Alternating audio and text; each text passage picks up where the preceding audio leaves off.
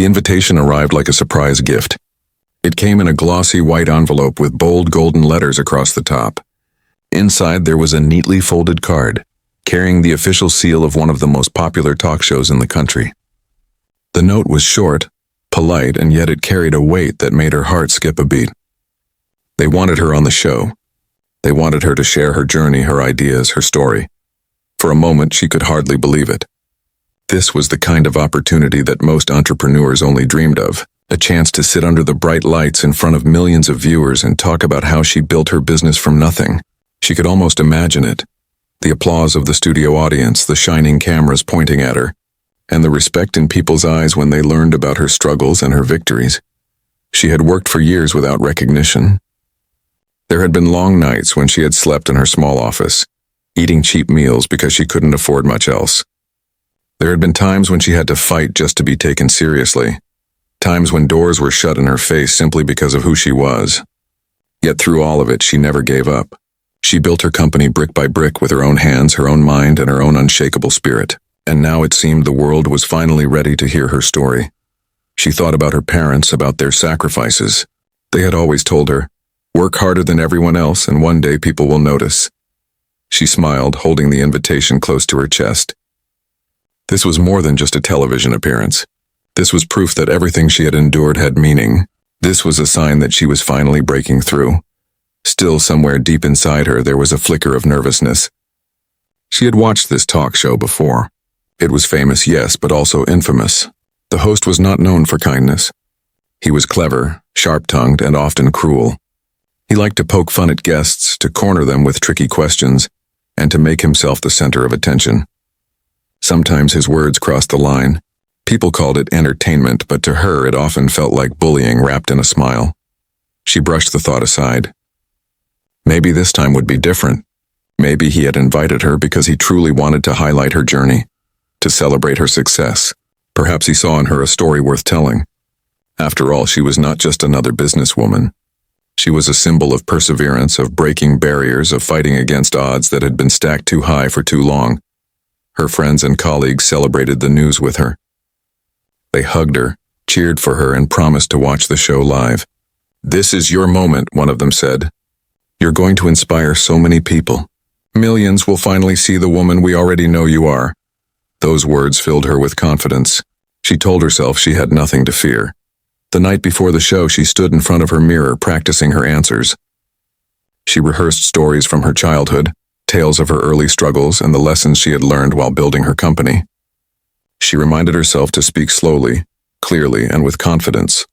She chose a simple but elegant outfit that reflected her strength without being flashy. She wanted to look like what she was, a professional, a leader, a woman who had earned her place. As she prepared, she couldn't help but picture the studio. The big stage, the glowing lights, the audience clapping in rows. She imagined the host shaking her hand, smiling as he introduced her to the world. She imagined the pride her parents would feel watching her on the television screen. The picture carried her through the night and kept her steady when nervous thoughts tried to creep in. When the morning of the show arrived, she woke up early, too excited to sleep. Her phone buzzed with messages of support. People from her neighborhood, old classmates, and even business partners sent her encouragement. She felt a wave of warmth as if the whole world was standing behind her. She whispered to herself, "This is it. This is the moment everything changes." The car sent by the studio arrived at her doorstep. It was sleek and black, the kind that made her feel like someone important. The driver opened the door for her, and as she stepped inside, she felt her heart beating faster. She wasn't just going to a show. She was walking into history, her own history. On the way, she looked out the window, watching the city pass by. The tall buildings, the busy streets, the people rushing about their lives. She wondered if any of them would be watching tonight. If they would see her on the screen and think, "If she can do it, maybe I can too." That thought gave her courage. By the time the car pulled up outside the studio, she felt ready. Nervous, yes, but ready. She took a deep breath, held her head high, and walked toward the entrance. The air was electric, buzzing with the energy of what was about to happen. The invitation that had arrived quietly in her mailbox was now leading her into the spotlight. She didn't know what awaited her inside. She didn't know about the questions, the traps, or the host's hidden agenda. All she knew was that she had worked too hard and come too far to let anything break her now. She stepped through the studio doors with confidence, unaware that this day would soon become one of the most talked about moments of her life. The studio lights glowed like artificial stars, but behind the glamour something darker was waiting. The businesswoman, still unaware, was being carefully set up. The host of the show was in his office upstairs, flipping through a folder with her name printed boldly on the front. His eyes scanned the pages not with admiration but with the cold calculation of a man who smelled ratings. He had read her story. He knew the headlines: the girl who grew up in a struggling neighborhood, the woman who fought her way through endless rejection, the entrepreneur who now owned a company worth millions. On paper, her journey was inspiring, the kind of story viewers loved. But to him, it was also an opportunity, a chance to twist her truth into a spectacle. The host leaned back in his chair, smirking. His reputation was built on moments like this. He thrived on controversy, on making guests stumble, on finding the cracks in their confidence. His audience didn't just tune in for polite conversation. They tuned in to see sparks, to see someone embarrassed on live television. And tonight, he had already decided who that person would be. He scribbled notes in the margin of his script, questions designed not to highlight her success but to cast doubt on it. He circled words like handouts, luck, and special treatment. He planned to interrupt her whenever she tried to explain, to cut her sentences short, to push her into corners where every answer sounded weak. He rehearsed ways to make her look unprepared, ways to make himself seem smarter, stronger, more in control. Downstairs, she sat in the dressing room, adjusting her blazer and smiling politely at the assistant who brought her water. She had no idea what the host was planning. She believed the invitation was genuine, that the show wanted to celebrate her. To her, this was an honor. To him, it was a trap. As the audience began to file into the studio, the host walked confidently toward the stage. His team followed him like shadows, whispering final instructions through his earpiece. "Push the narrative," one of the producers reminded him. "Don't let her control the story. Keep it sharp, keep it edgy." They didn't care about fairness. They cared about trending clips, fiery headlines, and the flood of social media reactions that would follow. The businesswoman was called backstage. A staff member clipped a microphone onto her jacket, smiled, and said, "You're going to do great." She thanked them warmly, her voice steady, but her palms slightly damp. She felt the nerves, but she also felt proud. This was her moment to inspire others, and she was determined not to waste it. From where she stood behind the curtain, she could hear the audience clapping as the show began. The host's voice boomed, cheerful and charismatic. To the viewers at home, he was charming, witty, even funny. But the producers watching him closely knew what was coming. They had seen this pattern before. The fake warmth at the start, followed by the sharp turn when the real show began. He introduced her with exaggerated enthusiasm. "Ladies and gentlemen, tonight we have a very special guest. A businesswoman who claims she built her success from nothing." The word "claims" slipped in like poison, subtle but intentional. He smiled at the crowd, waiting for their applause to rise. Behind the curtain, she straightened her shoulders and took a deep breath. As she stepped onto the stage, the spotlight hit her face. The audience clapped politely, some even cheering. She smiled, waved, and walked toward the host, extending her hand. He shook it with a grin, but his eyes told another story, sharp, measuring, waiting for the perfect moment to strike. They sat down across from each other, the cameras zooming in. To the viewers at home, it looked like any other interview. A successful guest, a curious host, a crowd eager to listen. But under the surface, the game had already begun. The host leaned forward, his voice dripping with false charm. "So tell us, how does someone like you make it in the business world?" The word sounded innocent, but the way he said "someone like you" was deliberate. It wasn't curiosity, it was challenge. He wanted to put her on the defensive right from the start. He wanted her to feel small before she even spoke. She smiled politely, answering with grace, unaware that this was only the first of many traps. For every truth she shared, he had a twisted question waiting. For every success she explained, he had a doubt to cast. And the producers, watching from behind the cameras, leaned forward with excitement. This was exactly the drama they wanted. What she didn't know, what she couldn't know yet, was that by the end of the night she wouldn't be the one humiliated. She would be the one remembered. The host's hidden agenda was meant to tear her down, but it would soon become the stage for her greatest moment. The stage lights burned brighter now, casting a golden glow over the host and his guest. Cameras rolled from every angle. Millions of eyes, though unseen, were locked on the scene through their television screens. The businesswoman sat straight in her chair, hands resting calmly in her lap, her posture professional yet relaxed. She looked like a woman ready to share her story, but across from her, the host leaned back with that famous grin. It was the kind of smile that made audiences laugh, but behind it lay a blade. His eyes flickered with calculation. Every second he spent looking at her, he was already thinking of the next jab, the next subtle insult to drop between words. The audience clapped politely as the opening chatter began. "So," the host said, his voice loud and smooth, "we have with us tonight a woman who, how should I put this, claims she has built quite an empire. Isn't that right?" There it was again. That word, claims. To anyone not paying attention, it might have sounded normal. But to her ears it was sharp, pointed. A small cut meant to weaken her before she could even begin. She smiled, refusing to let it show. "Yes," she said calmly. "I started my company with almost nothing, but with a lot of hard work and determination, it has grown." The audience clapped softly. Her answer was simple, honest. But the host tilted his head, pretending to be amused. "Interesting," he said, dragging the word as if he didn't believe her. "But let me ask you, do you really think it was just hard work? Or maybe you got a little help?" His eyebrows rose, his tone playful to the crowd but dismissive to her. The audience chuckled uneasily. Some thought it was a joke, others shifted in their seats. The businesswoman smiled again, though inside she could feel the test beginning.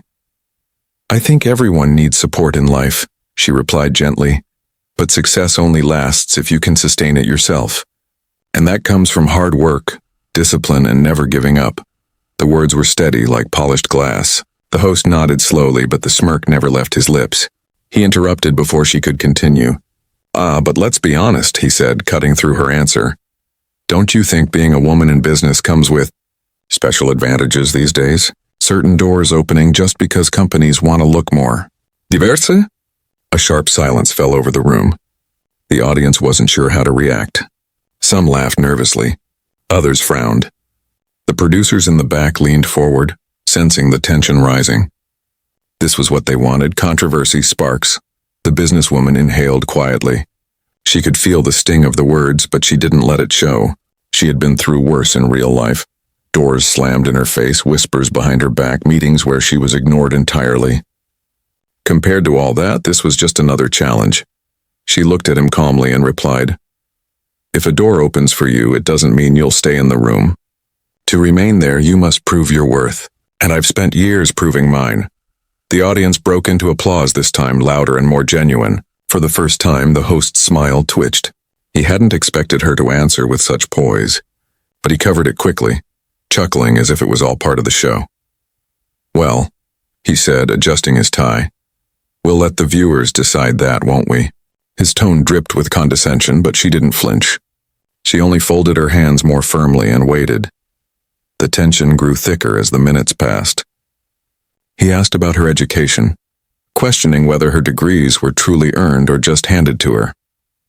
He poked at her company, suggesting her success might only be temporary hype. He interrupted her answers again and again, each time smiling wider as if daring her to lose her composure. But she never did. She listened, responded, and stayed calm. Each time he tried to corner her, she found a way to step out with dignity. The audience began to notice. Whispers ran through the rows, some people shaking their heads at the host's arrogance, others nodding in admiration for the woman who refused to break. Every exchange was like a match being struck. The sparks were small at first, but they were building toward a fire. The viewers at home leaned closer to their screens. They didn't just see a guest and a host anymore. They saw a duel, a battle of words, of wit, of strength. The host, sensing he wasn't getting the reactions he wanted, leaned forward, his smile fading just slightly. "Tell me," he said, his voice lower now, "do you really think you're an example for young women out there? Or are you just lucky?" That question hung in the air like smoke. The audience went still. The producers almost held their breath. The trap was closing, and yet she didn't look shaken. She lifted her chin slightly, her eyes calm, and in that moment something shifted. She hadn't delivered her retort yet, but the room could already feel it coming. The tense start had laid the foundation. The host thought he was in control, but without realizing it, he had already given her the stage. The studio felt colder now, though the lights still blazed hot. The businesswoman sat calmly, but she could sense the shift. The host was no longer playing with subtle hints. He was sharpening his words like knives. His voice grew louder, his laughter a little harsher, and every sentence seemed designed to push her closer to the edge. The audience noticed it too. At first they had laughed at his jokes, but now some of them were sitting in silence, their smiles fading. A few whispered quietly, uneasy at the direction things were taking. Still, the host pressed on. He could smell the drama building, and he wanted the explosion. "So," he said, leaning back in his chair with exaggerated confidence, "you built your company. Good for you. But tell me, do you really think it would have happened if you weren't given handouts?" The word handouts hit the air like an insult spat on the floor. The audience gasped softly, a ripple of shock moving through the rows. The host grinned wider, pleased with the reaction. The businesswoman's smile did not fade. She adjusted her blazer, took a sip of water, and said calmly, "There were no handouts. I worked for every dollar, every client, every partnership. Nothing came free," but he didn't let her finish. He cut across her words with a mocking laugh. "Oh, come on. Let's be honest here. You expect us to believe you had the same chances as everyone else? That your background didn't give you sympathy points?" He stretched the last words like chewing gum, drawing laughter from a few people in the audience who didn't know whether to laugh or cringe. She stayed still, her face calm, though inside she felt the sting. This wasn't just about her success anymore. This was about her worth, her identity, her dignity. The host leaned closer, eyes glittering. "I mean, just look at you. Do you really think people saw you as a business leader? Or do you think they hired you because you ticked a few boxes on a diversity form?" The silence that followed was heavy. Some people in the audience looked down, ashamed. Others shook their heads. A few even booed quietly, but the host ignored them. He was too deep into his act. He wanted her rattled. He wanted her to snap. Instead, she sat straighter, folding her hands calmly in her lap. Her eyes didn't waver. "I think people saw results," she said softly but firmly. "And results are the only reason doors stay open." Her voice was steady, but he wasn't finished. He chuckled, shaking his head like a man pretending not to believe a child's story. "Results? Or maybe you just got lucky." His grin widened, cruel now. "Maybe people just felt sorry for you. Maybe you're not really as talented as you think. Maybe you're just a face for the cameras." The words were harsh, and this time the reaction from the audience was sharper. Some gasped. Some booed. A few people clapped nervously, unsure how to respond. The atmosphere in the studio had changed completely. It was no longer light entertainment, it was confrontation. And then he went further. "Tell me," he said, his voice low and cutting, "how many men had to carry you here? How many times did someone step aside just so you could shine?" That was the cruelest cut of all. The audience erupted, half in outrage, half in stunned silence. People shifted uncomfortably in their seats. Even the producers in the back looked uneasy. The host had crossed a line, and everyone knew it. Everyone except him. He was smiling like a man who thought he had won, but he hadn't. The businesswoman sat there, her face calm, her body still. She did not raise her voice. She did not lash out. Instead, she let the silence stretch. She let his words hang in the air, ugly and heavy for everyone to taste. And then slowly she leaned forward, her eyes fixed on his. The moment felt electric. The audience leaned in. The camera zoomed closer. Something was about to happen. The host smirked, expecting her to stumble, to falter, to defend herself clumsily. But she didn't. Her silence was stronger than any argument. Her gaze was sharper than any insult. For the first time that night, the host shifted slightly in his chair. For the first time, he felt the weight of his own words pressing back at him. She hadn't spoken yet, but everyone could feel it coming. The room was thick with anticipation. Her composure, her stillness. It was the calm before a storm. The humiliation attempt had reached its peak. He had thrown every insult he could, every stereotype, every cruel joke. He thought he had broken her. But in truth, he had done the opposite. He had built the stage. He had set the spotlight, and now, without knowing it, he had handed her the perfect moment. The studio was silent, but it was not an ordinary silence. It was heavy, filled with the weight of unspoken judgment. The host had gone too far. His words still hung in the air like smoke, but the businesswoman did not rush to clear it away. She sat quietly, her hands folded, her breathing steady, her eyes fixed on him as if she could see through the smile he wore like a mask. The audience waited, uncertain. Some glanced nervously at one another, wondering if she would break. Others leaned forward, sensing something was about to shift. Even the cameras seemed to draw closer, as though the world itself held its breath. The host chuckled, filling the silence with forced laughter. "What's the matter? Cat got your tongue?" His voice carried arrogance, but for the first time a thin crack showed underneath. His confidence wasn't as unshakable as before. He was waiting for her to stumble, for her to defend herself in anger, for her to fall into the trap he had set. But she did not stumble. She did not raise her voice. She simply leaned forward slightly, her gaze sharp, her tone calm yet unyielding. "Are you finished?" she asked. The audience erupted in laughter. Not cruel laughter, but the kind that came with relief and surprise. They had expected her to defend herself, maybe even argue, but instead, she had flipped the moment in just 3 quiet words. The host froze for a second, caught off guard. He quickly masked it with another smile, but the damage had already begun. She continued, her voice steady and measured. "You asked me how many men carried me here.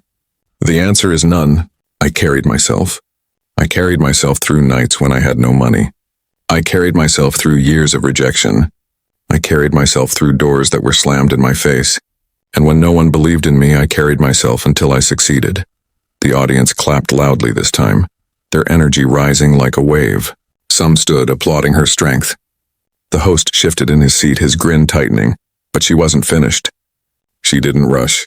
She let the applause die down, then spoke again, softer now, but with even more power. "You see, you think my story is about sympathy. You think it's about luck.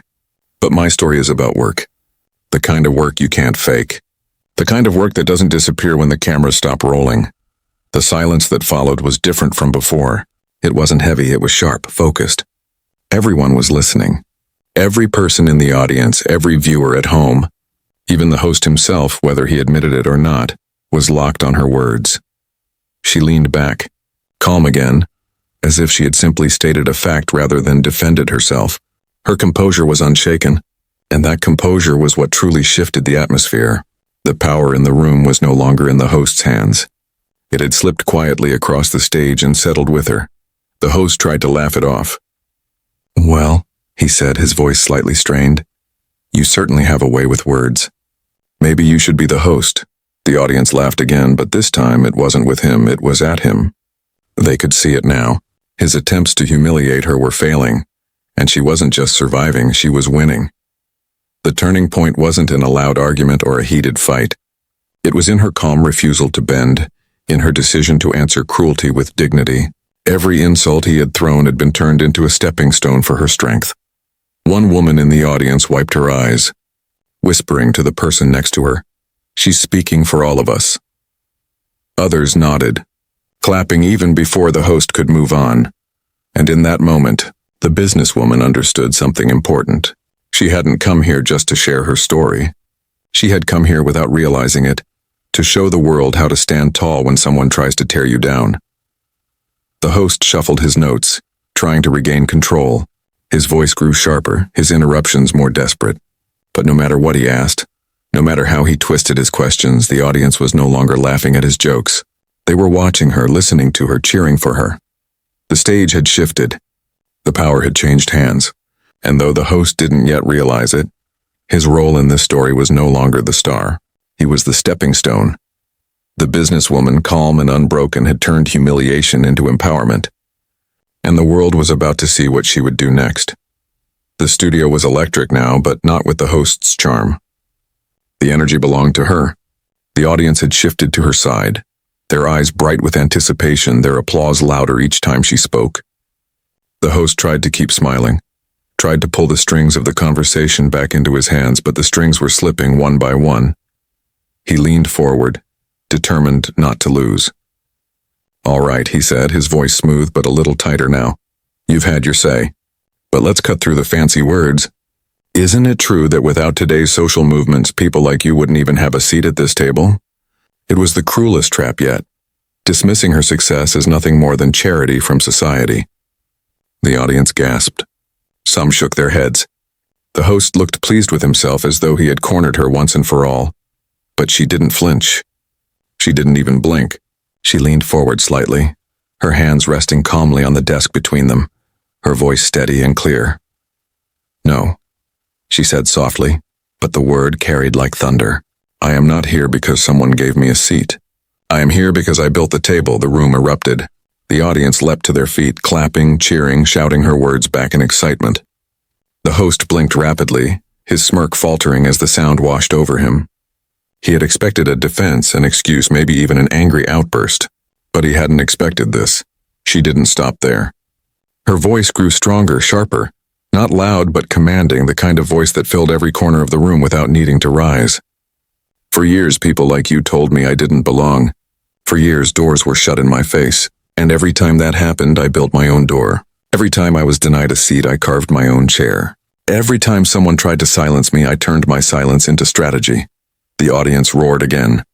People stood clapping, some with tears in their eyes, others shaking their heads in awe. Even the cameramen, usually stone-faced professionals, couldn't help but grin behind their lenses. The host shifted uncomfortably, adjusting his tie, trying to smile as if he were still in control. But the spotlight had left him. It wasn't his show anymore, it was hers, she continued, her eyes never leaving his. "You see, success isn't about who opens the door for you. It's about what you do once you're inside. And I didn't just walk in, I stayed, I worked, and I proved myself over and over until no one could push me out." Her words cut through the air like steel. They weren't angry, they were undeniable. Every sentence landed with precision, each one dismantling the host's arrogance piece by piece.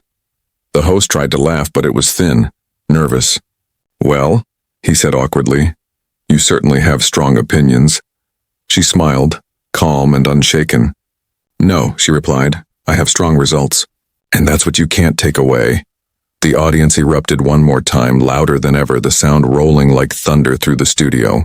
Viewers at home would later replay this moment again and again, quoting her words, sharing the clip, turning it into headlines, memes, and inspiration.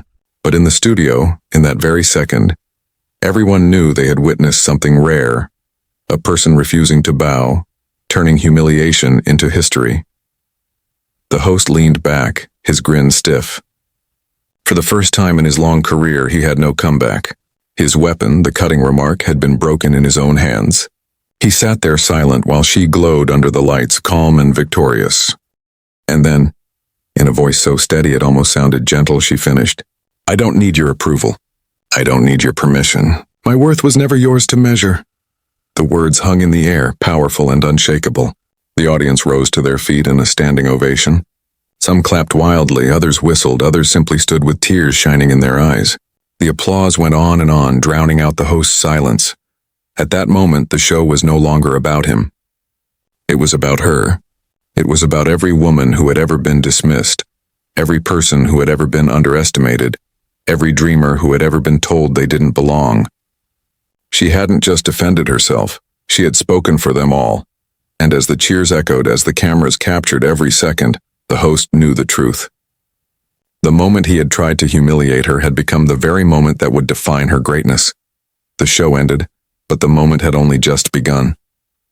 The businesswoman walked off the stage with her head high, her heart steady and her dignity untouched.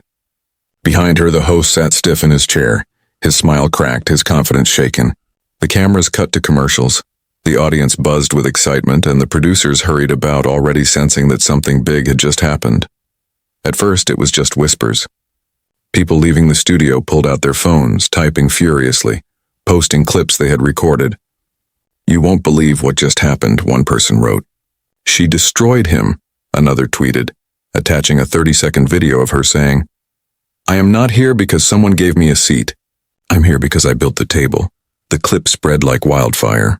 Within an hour, it was everywhere. On Twitter, hashtags shot to the top of the trending list. On TikTok, her words were set to music, repeated in countless edits and reaction videos. On Instagram, motivational pages posted her photo with bold letters. "My worth was never yours to measure." By the time she reached her hotel room, her phone was vibrating nonstop. Notifications flooded the screen, thousands of messages, hundreds of calls.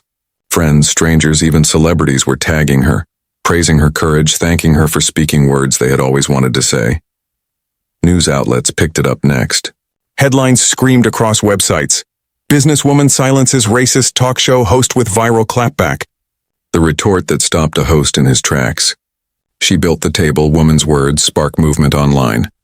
Clips of her response were replayed on morning news programs, radio shows, and podcasts. Talk show panels debated it. Social media users dissected every second, quoting her lines as if they were poetry. The audience wasn't just entertained, they were inspired. In offices, workers whispered about it by the water cooler. In classrooms, teachers showed it to their students as an example of confidence and grace under pressure. In living rooms, families replayed the clip, nodding proudly. Her words had leapt beyond the studio walls and touched the world. Meanwhile, the host faced a very different reaction. His inbox filled with angry letters. His sponsors received complaints. People called out his cruelty, his arrogance, his blatant attempt to humiliate a guest. Hashtags demanding accountability trended alongside the woman's name. Overnight, his reputation began to crumble. The man who had once prided himself on being untouchable was now drowning in criticism. But the businesswoman didn't celebrate his downfall.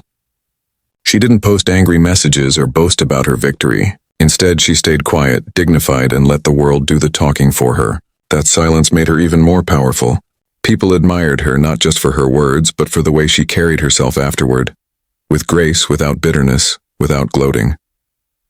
Soon, opportunities began to pour in. Universities invited her to speak at graduations. Business magazines wanted her on their covers. Organizations reached out, asking her to share her story with young entrepreneurs. She had gone on that show to share her journey, and though the host had tried to twist it, the world had heard it clearly. And yet, for her, the most touching part wasn't the headlines or the interviews. It was the messages from ordinary people. Women wrote to her saying, "You gave me courage to walk into my office today."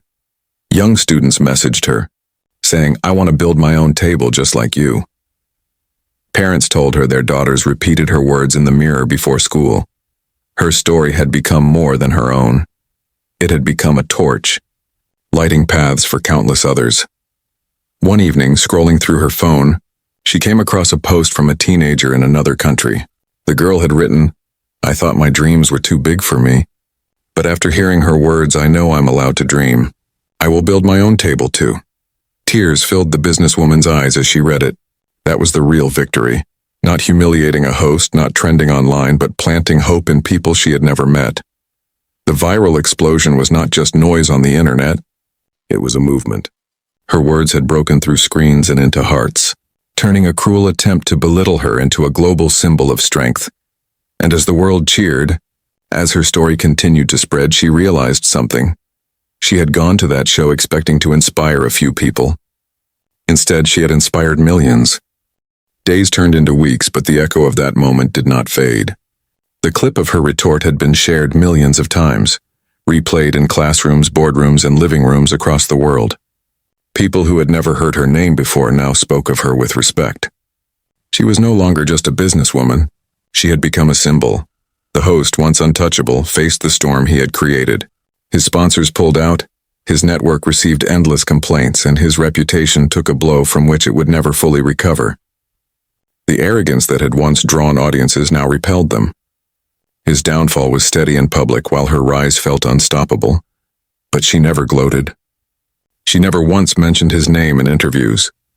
When asked about him, she always replied with the same calm words. "This was never about him. It was about me, and about everyone who has ever been told they are less than what they truly are." Her dignity only made her more admired. She wasn't seen as someone who had won an argument. She was seen as someone who had changed the conversation. Invitations poured in. She was asked to speak at universities, not just about business, but about resilience, identity, and strength. She sat on panels with world leaders, discussing equality and opportunity. She became the face of campaigns encouraging young women, especially those from marginalized backgrounds, to chase their dreams fearlessly. And still, she stayed grounded. She continued running her company, showing up to work each day just as she always had. To her employees, she wasn't a viral star. She was still their leader, their mentor, the woman who had built everything with her own hands. One day, she received a letter from a young girl who had watched the clip with her mother. The girl wrote, "I used to be afraid to speak in class, but when you said I built the table, I realized I can build my own place too. I stood up today and gave my first speech. Thank you for showing me I don't need to wait for permission." The letter made her pause. She sat in her office holding the paper close, tears forming in her eyes. This was why it mattered. Not the applause, not the headlines, not the viral fame, but the quiet changes in people's lives, the sparks of courage that turned into flames. She thought back to the day she received the invitation, the nervous excitement she had felt, the uncertainty about what awaited her. She remembered the sting of the host's words, the cruel laughter, the weight of being mocked in front of millions. But most of all, she remembered the moment she chose not to break, the moment she looked him in the eye and turned his insult into a lesson. That choice had changed everything. Her legacy was not just in her company, her success, or even her viral retort. Her legacy was in the people she had inspired to believe in themselves. It was in the young women who now walked into boardrooms with their heads held higher. It was in the students who repeated her words as mantras before exams. It was in the quiet confidence of people who had once felt invisible, but now knew they deserved to be seen. Years later, when the viral clip was still circulating online, people would say, "Do you remember that moment? The moment she shut him down?" And the answer would always be yes, because it was more than just a moment on a talk show. It was a turning point in how people understood dignity, strength, and self-worth. As for the businesswoman, she continued forward, never slowing, never looking back. She kept building not just tables but bridges that carried others with her. Her story became legend, not because of the insults she endured, but because of the grace with which she rose above them. And in the end, that was her true victory. Not humiliating a host, not trending on the internet, but proving to the world and to herself that no one could measure her worth but her. Her retort had gone viral, yes, but her legacy would never fade.